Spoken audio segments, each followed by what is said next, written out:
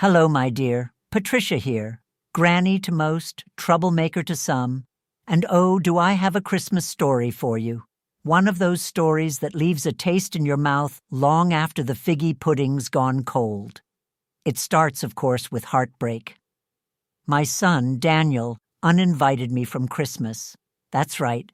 After 74 years on this earth, after 2 hip surgeries, 1 rogue turkey fryer explosion, and raising that boy mostly on my own after his father died too young, he told me not to come. Not this year. Said it was simpler to do Christmas with just his new family.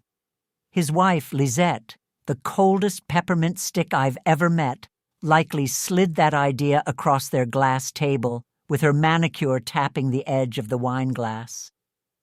It's just too crowded, Daniel. And your mother always makes things about her. About me? I gave that boy Christmas. I invented Christmas for him, handmade advent calendars, gingerbread armies. I once built a 12-foot reindeer out of chicken wire and tinsel, and now I was uninvited. He tried to soften it over the phone. It's nothing personal, Mom. We just want a quiet holiday. Maybe you can visit in January. January. Do you know what happens in January? Nothing. You sit around eating stale toffee and regretting your choices. Well, not me. Because that was the moment, right then, sitting in my robe with the lights blinking softly on my half-decorated tree, that I made a decision. A decision that would echo through every hallway, every wine cellar, and every chandelier of my $7 million mansion. Yes, I said mansion. Not everyone knows this, but 2 years ago, I inherited a property from my late sister Joan. She never had children and married very, very well. It's just outside Newport, Rhode Island, and from the outside it looks like something out of a Netflix drama. I hadn't touched it since I got the deed. Too many memories, too many ghosts. But suddenly, oh suddenly, it felt like just the place. I made one phone call to Betty, my oldest friend and fiercest co-conspirator. You remember that estate Joan left me? I asked. The one you swore you'd never set foot in? She said. I want to throw a Christmas party, I told her. The kind no one forgets. And I want to invite everyone. Even the ones who uninvited you? I smiled, my fingers gripping the phone tighter. Especially them. She was quiet for half a second before saying, I'll bring the champagne. So that's how it began. Me, Betty, and one bitterly beautiful December morning. With a lockbox key in hand, I stepped into the marble foyer of my sister's estate and whispered to the ghosts, Let's put on a show.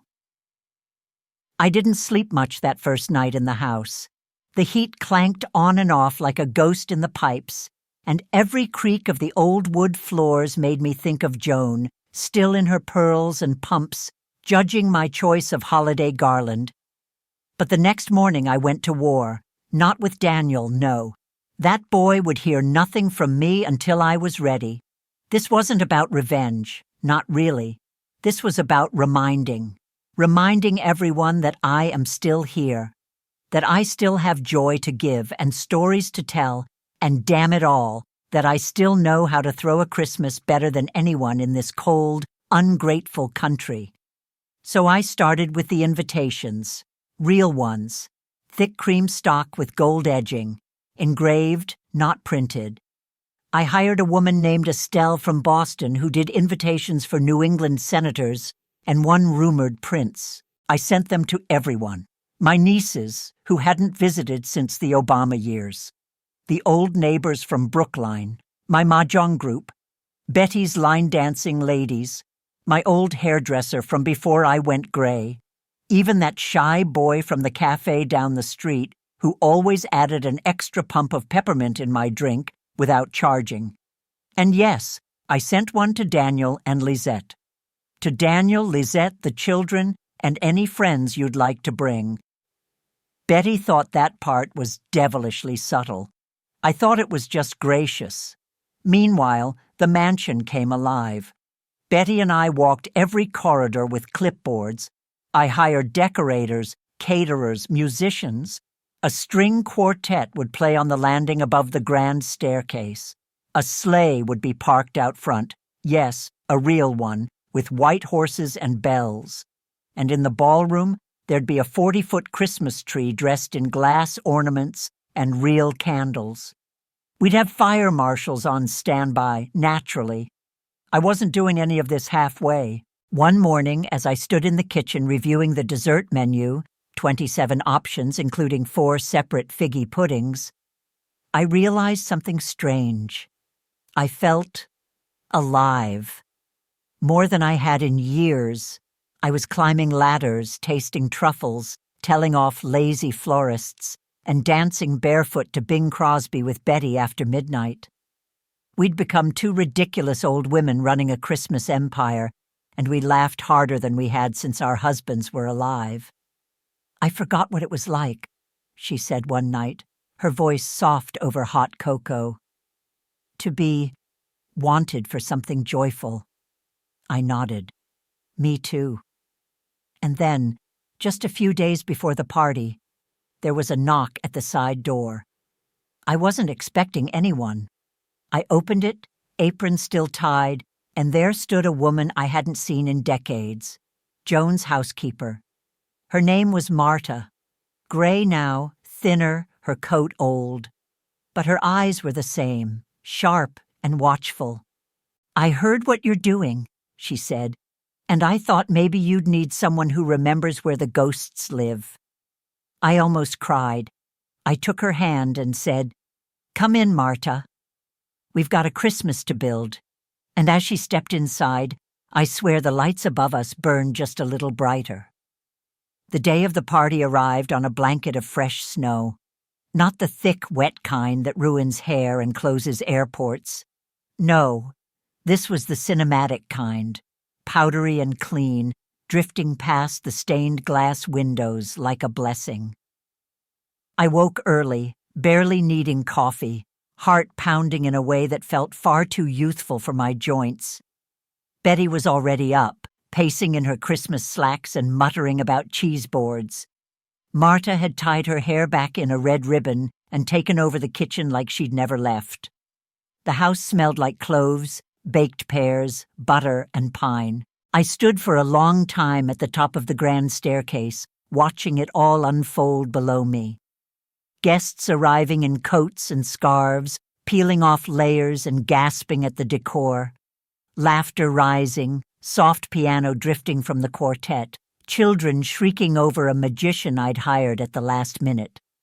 My party was alive. I was just turning to head down when Betty caught my arm. Her eyes, always sharp, had gone narrow. "Don't panic," she said.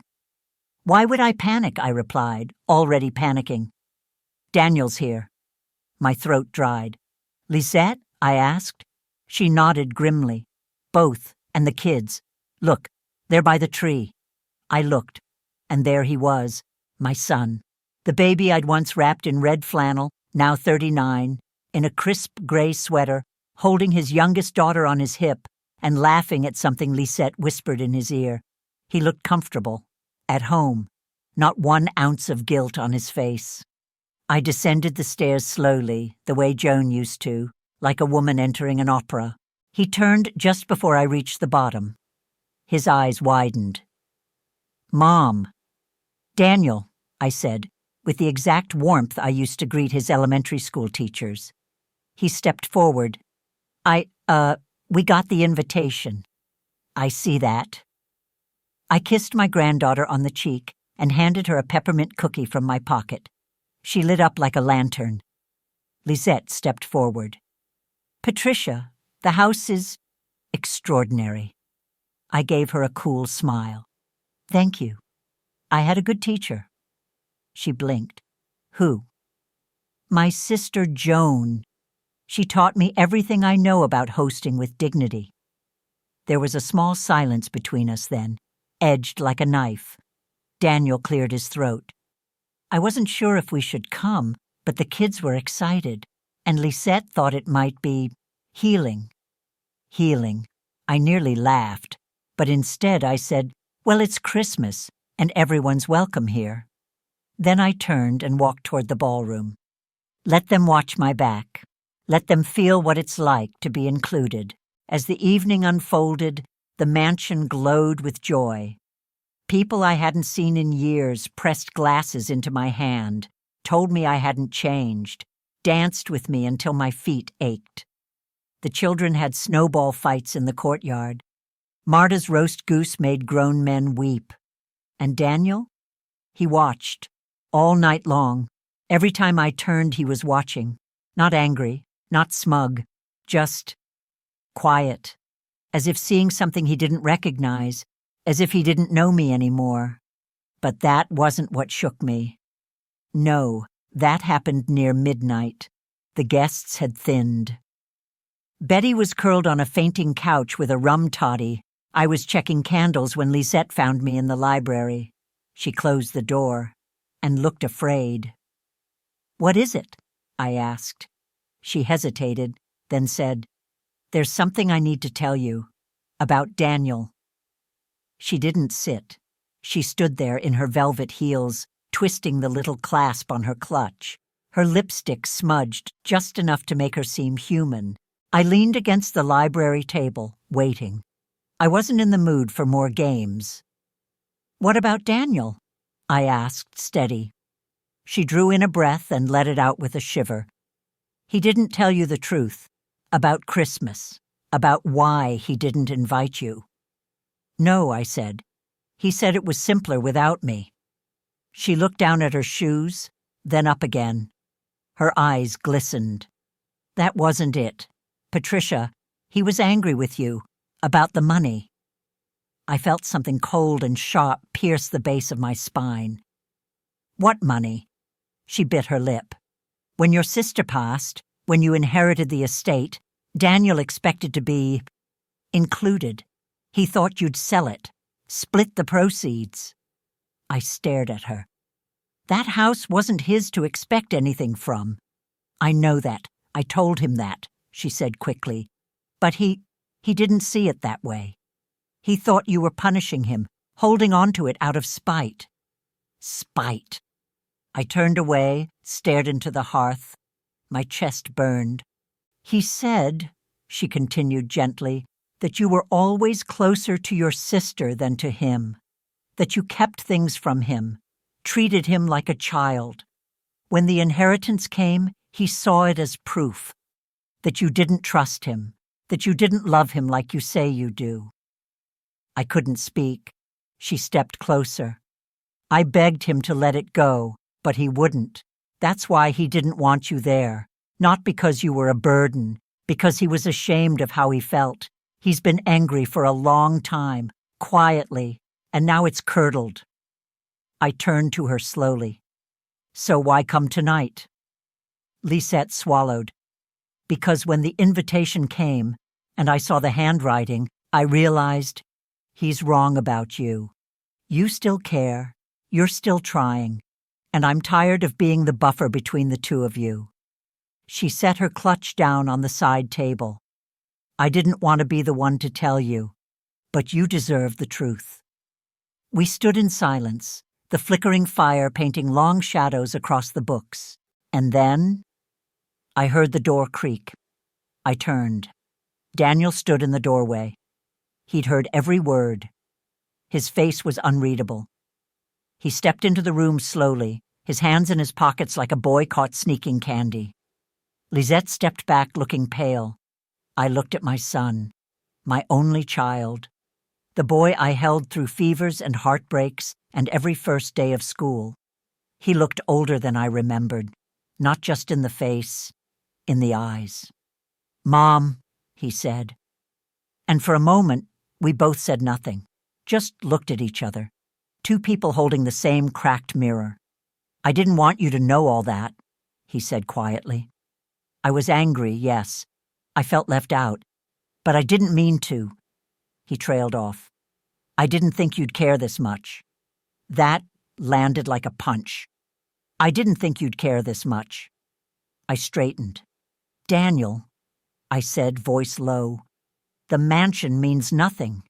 I would have given it to you if you'd asked. I would have burned it to the ground if it meant we could be close again." He looked stunned. "Then why didn't you tell me that?" he asked, and I answered honestly. "Because I didn't know you needed to hear it. Because I thought, if I showed up and kept loving you, and kept being the mother I've always been, it would be enough." He turned away, covered his mouth. Lisette slipped out the door like a ghost, leaving us alone. Just the two of us, finally. The silence was heavier now.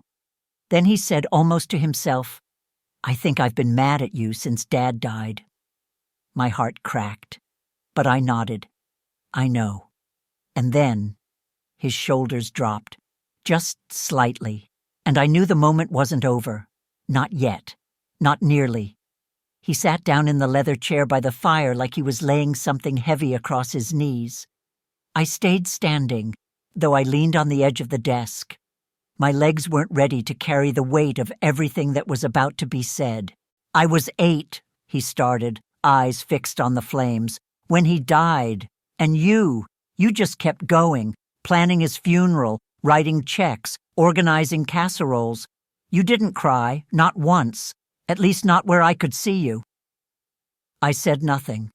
The fire cracked like an old bone. "And I thought—" He blinked fast. "I thought maybe you didn't feel it the way I did. Maybe he didn't mean as much to you. Or maybe you just weren't built like other people." That hurt more than I thought it would. "I cried," I said softly. "I cried alone, in the basement, behind the dryer, because I didn't want to scare you. I thought I had to be made of stone to get us through it." "You didn't have to be stone," he said, finally looking up at me. "You just had to be there with me. In it." That undid something in me. Right there in the warmest, richest room of my life, something old and bitter slid free. "I didn't know how," I whispered. "My mother was granite. My sister was crystal.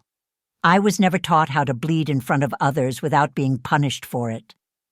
He looked at me for a long time. "You know, when Joan died, I thought you'd finally break. But instead, you just took the house, disappeared. I didn't hear from you for weeks." "I couldn't face it," I said. "We weren't speaking when she passed. Not really. And she left me this house, as if that could make up for a lifetime of rivalry. I didn't know what to do with it. But you kept it. Yes, I kept it. And now you've turned it into a Christmas cathedral." I smiled, faintly. Joan would have hated it. That made him laugh, his first real laugh of the night. It came out shaky, like something fragile cracking open. We sat in silence after that. Not awkward, just full of years we couldn't rewind. Finally he said, "So what happens now?" I shrugged. "We open another bottle of wine. You stop pretending I'm some kind of frost queen, and we try again next year." He nodded slowly. I'd liked that. He stood, then surprised me by coming around the desk and hugging me. Not quick, not forced, just warm, real. And God help me, I let myself cry, just a little. Then I heard footsteps, quick and light, and his eldest Claire poked her head in. "Grandma, are we opening the gifts now or what?" I laughed, wiped my eyes with a tissue from my sleeve. "Yes, darling. Tell everyone we're coming." She grinned and vanished. Daniel gave me a sideways smile. "You still rap like a lunatic?" "Every present has a theme." "Oh, no." "Yes, yours are all goose-themed this year. Don't ask why." We walked out together, past the roaring hearth, into the hall where music played and laughter bubbled, and Marta was chasing the youngest around with a candy cane. Betty raised her glass when she saw us. I nodded back. The grand tree sparkled like it was made of dreams. This family, whatever cracks had formed, was still standing, and in that moment, I realized something I hadn't dared admit in all my years of mourning, building, surviving.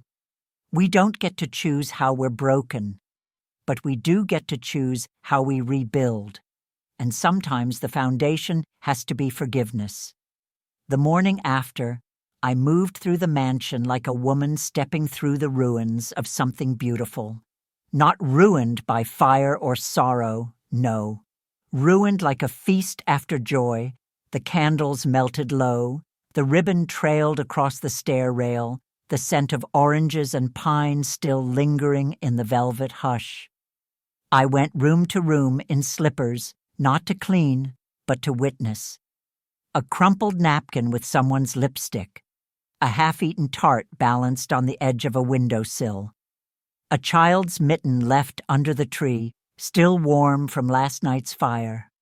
The house was a cathedral of aftermath, and somehow it made me love it more. I found Marta in the breakfast room, her hair wrapped up in a scarf, already slicing fruit like we hadn't just hosted the resurrection of joy itself. She nodded to me. They stayed late. They belonged late, I replied, and poured myself a strong cup of coffee. Your boy looked different, she added quietly. I looked out the window at the snow. He did. And then I said it, aloud, the thing I hadn't dared name even to Betty. I think I forgive him. Marta nodded once, as if I'd said something obvious. But I won't forget, I added. That's different. She smirked. Of course it is. By midday, the house had slowly begun to breathe again. The decorators had come to collect the sleigh. Betty had taken the leftover champagne and was planning to repurpose it with the bridge club. And Daniel? He came back, alone, found me in the solarium, reading one of Joan's old gardening journals. He stood there awkwardly, hands in his coat pockets, eyes scanning the ivy climbing the glass. I thought you'd be gone, I said. I was going to be. I closed the book but didn't rise. I didn't deserve to be here, he said, not after how I treated you. I tilted my head. True. He winced. But I wanted to say something. Before it's too late. I looked at him over my glasses. Too late for what? For us, he said. For what we could still be. It was quiet after that. He sat beside me carefully. I let him. There's a part of me, he said, that doesn't know how to be your son anymore. I spent so long being disappointed that you weren't. Softer. That landed like a stone dropped in still water. I am soft, I said. You just didn't look close enough. He nodded, eyes wet. I missed you, he whispered, and my voice cracked when I answered. I missed you more than I ever let myself admit. He reached for my hand, held it like a lifeline, and for the first time in what felt like decades, we didn't feel like mother and son at war with the past. We felt like family, not fixed, but in repair. I woke just after dawn, the light soft and gray through the long windows. The snow had stopped in the night, blanketing everything in quiet. You know that kind of morning, where nothing moves, not even time. I sat up slowly in the vast, unfamiliar bed, one Joan had once ordered from Paris, and pulled the robe around me. My bones ached in that satisfying way they do after a day well spent. My feet were sore, my back was singing. But my heart? My heart was still humming. Downstairs the house was still. The last wine glasses had been rinsed and set out to dry. The hearths had gone cold, and only a few strands of tinsel clung rebelliously to the carpet. It felt like the morning after a miracle. I wandered into the kitchen, expecting only Marta and the smell of old coffee, but instead found Betty, already dressed, already alert, her hands wrapped around a mug. She passed me one without a word. We stood by the window in silence, watching the first tracks appear in the untouched snow. Rabbits, I think, or something wilder. Do you think he meant it? I asked eventually. Betty sipped. Your son? I nodded. I think he's confused. and maybe finally ready to be less so. I thought about that, about all the years I'd spent holding tight to the idea of family, trying to keep it neat and perfect like my holiday tables. But family's never neat, and it certainly isn't perfect. It's messy and cracked and stitched together with things we don't always say out loud. But if there's love underneath it, and I do believe there still is, then we have something to build on. And that's enough. Before she left, Lisette pressed a folded note into my hand. She didn't explain, just smiled that weary, brave smile of hers. I waited until they were gone, then opened it beside the fire. It said simply, "You reminded us what Christmas is supposed to feel like. Thank you for not shutting the door." I pressed the paper to my chest. Then, without ceremony, I went to the front hall, pulled out my old leather address book, and started planning next year's party. Because here's the thing, darling. Sometimes the door they shut in your face is the very door you own. And when you realize that, you don't bang on it begging to be let in. You open it yourself and invite the whole damn world inside.